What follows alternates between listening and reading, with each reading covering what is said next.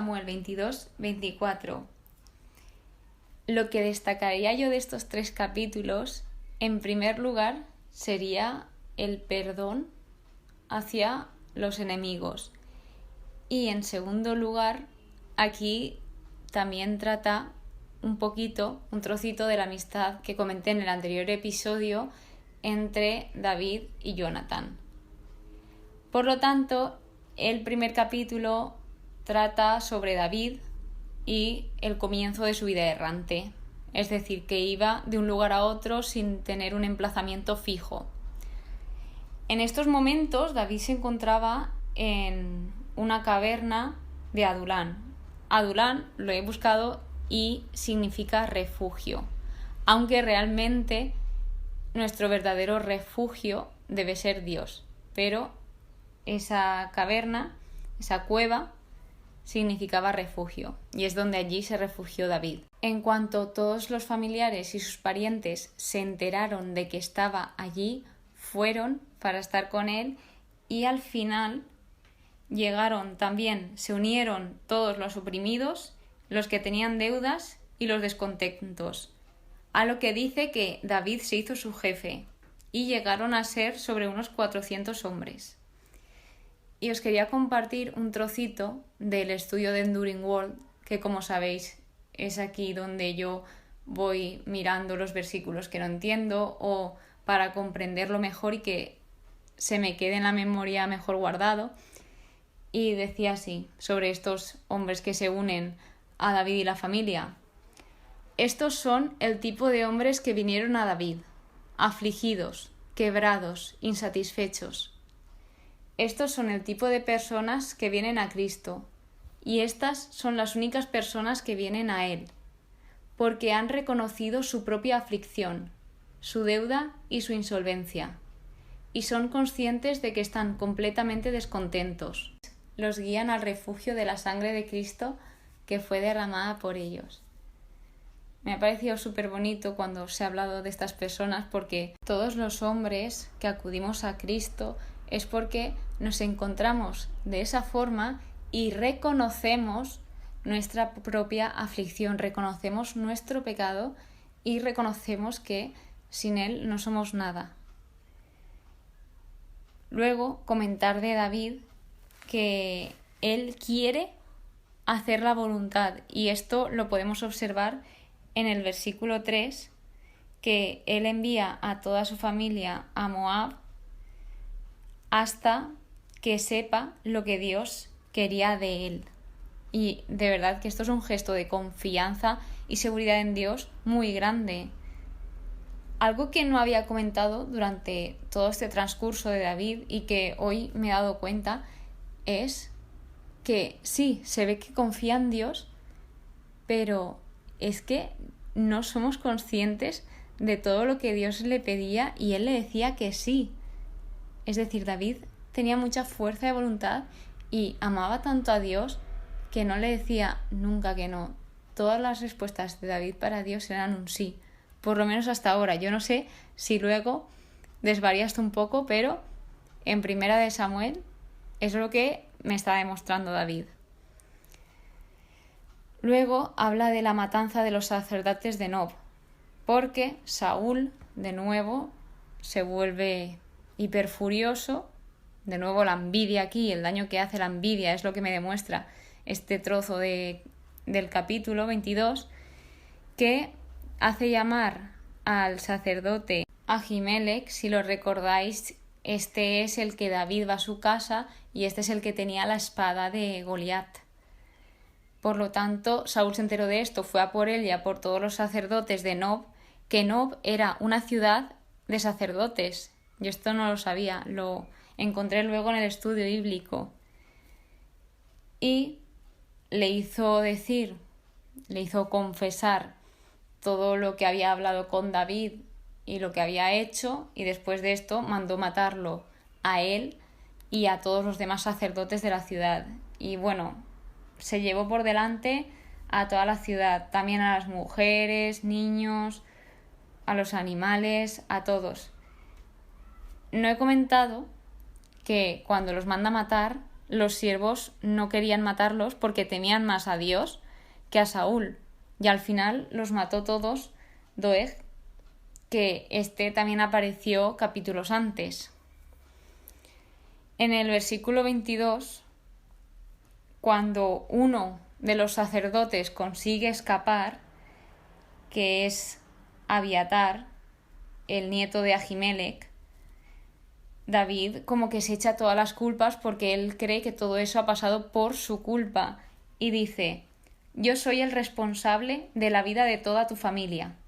Quédate conmigo, no temas, porque quien atente contra tu vida, atenta contra la mía. Tú estás bajo mi custodia.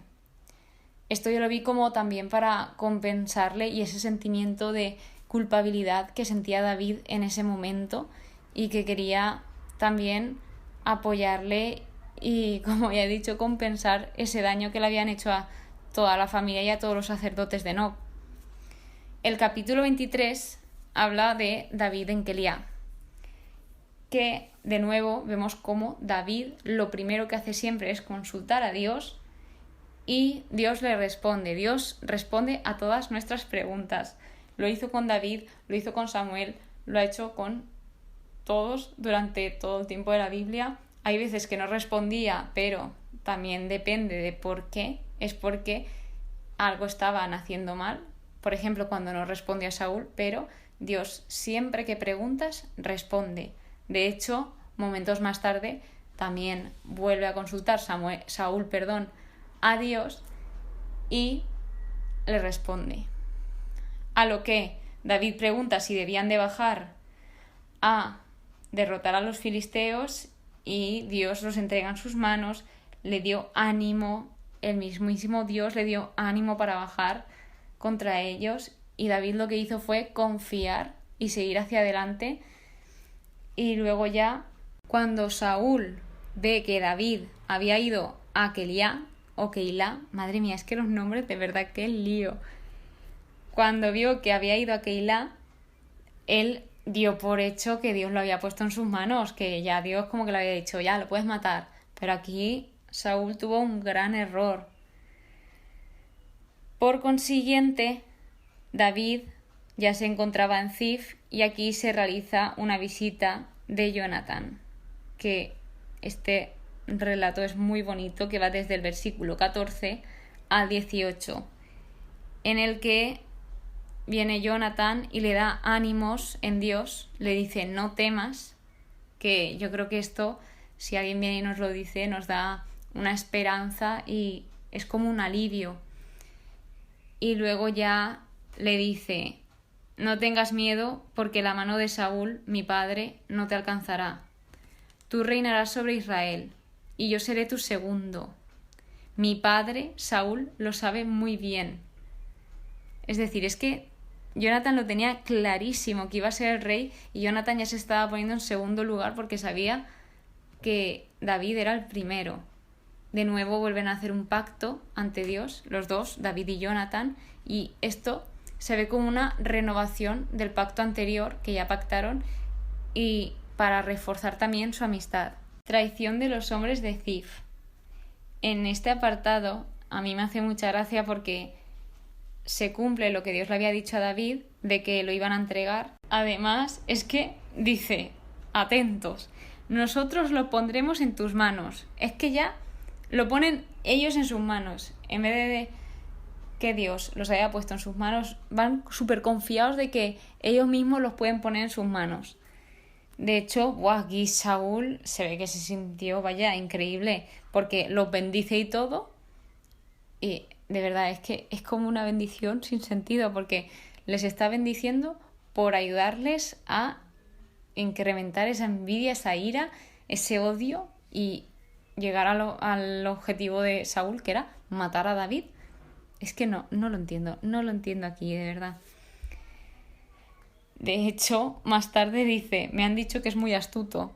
Saúl reconoce todas las virtudes de David, pero le tiene tal envidia que se lo quiere quitar de encima. Aunque bueno, esto ya lo tenéis bien, más que claro, porque es que no habla otra cosa Saúl, tiene una obsesión, qué locura. A lo que luego ya se encuentran en el desierto de Mahón y aquí ya van en búsqueda de David y se ve que cada uno iba por una parte y cuando estaban cerca se ve que fue un mensajero o un hombre a Saúl y le dijo que los filisteos estaban atacando. Es decir, en vez de importarle los filisteos, porque los filisteos ya estaban en batalla por ahí, de hecho David hizo algo que tendría que haber hecho Saúl en Keilah, que era bajar a defender a su pueblo, y lo hizo David, gracias a Dios. A lo que ya le dice el mensajero que se dé prisa porque los filisteos han invadido el país y ya deja de perseguir a David y va a por los filisteos. Y dice que eso se llama, ese mismo lugar donde se separaron, se llama Peña de la Separación o Roca de Separación. El último capítulo de hoy se llama David perdona a Saúl. Y de este capítulo se puede aprender tanto. Bueno, la verdad es que se puede aprender de todos, pero en este os lo recomiendo muchísimo. De estos tres, para mí es uno de los más importantes porque enseña el carácter de David y cómo cuando tú tienes el enemigo incluso entregado por Dios, que Dios te dice, toma, aquí está tu enemigo, lo entrego en tus manos, lo pongo en tu mano y lo tratas como tú quieras, aún así David le perdona la vida. Lo único que hizo fue como cortarle un poco el manto, pero cuando recapacitó dijo, ¿qué estoy haciendo? Y yo no voy a tocar al ungido del Señor, ni voy a poner mi mano sobre él. De hecho, lo vuelve a referir como su Señor, porque él era su siervo y él servía al rey. Y nunca, a pesar de que le quería matar, le dejó de ser fiel. Él le seguía amando. ¿Y por qué? Porque David ponía como primero a Dios en su vida. Y esto es admirable de David. Porque vosotros imaginaos que tenéis a alguien que os ha intentado matar, que no para de intentar ir contra vosotros, que está obsesionado con vosotros, que tiene envidia de vosotros, que le habla mal a todo el mundo de vosotros y vosotros le amáis a pesar de todo eso. Pues eso hacía David y esto es un gran ejemplo de cómo no permitir que si los demás tienen odio, tú no lo tengas. Por mucho daño que te hagan, no permitas que los demás dejen que el odio se apodere de tu corazón, porque tú eres mucho más que eso. Permite llenar todo tu corazón de amor y nunca le permitas al odio entrar a él. Continuando, luego, de hecho, le hace como recapacitar de nuevo David a Saúl que él había visto con sus propios ojos cómo el Señor lo había puesto en sus manos y aún así no había querido matarlo y dice, te he perdonado. La importancia del perdón, como decía al principio del episodio, qué importante es perdonar para no dejar que el odio se apodere de ti y también dar ejemplo, porque si los demás no perdonan, tú no tienes por qué ser como ellos. No, es que él lo ha hecho, no seas como ellos, da ejemplo de que llevas a Cristo dentro de ti, da ejemplo de que no eres como los demás y que tú eres único y que tú lo único que puedes transmitir es amor. Sale un nuevo proverbio de aquí que es, de los malos sale la malicia, pero mi mano no te tocará. De verdad, es que qué gran ejemplo David. Luego dice, que Yahvé juzgue y sentencie, que haga justicia. David todo lo ponía en manos de Dios, todo. Que hiciese lo que hiciese, que Dios juzgase y que él decidiese, que se encargase él de todo. Y para concluir, sabemos que Dios es juez y Dios es justo. Y sobre todo bueno con todos aquellos a quien ha creado. Y eso ha sido todo por hoy. Espero que os haya gustado.